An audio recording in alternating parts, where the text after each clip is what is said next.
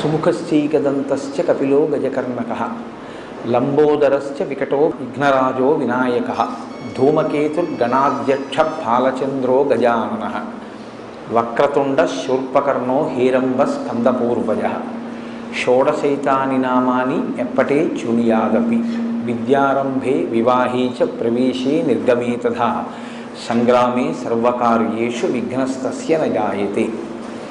అది శ్లోకం. ఇందులో విఘ్నేశ్వరుడికి 16 నామాలు చెప్తారు.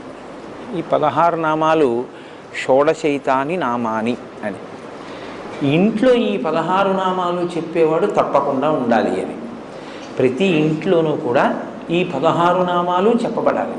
చెబితే మిగిలిన వాళ్ళు వినాలి.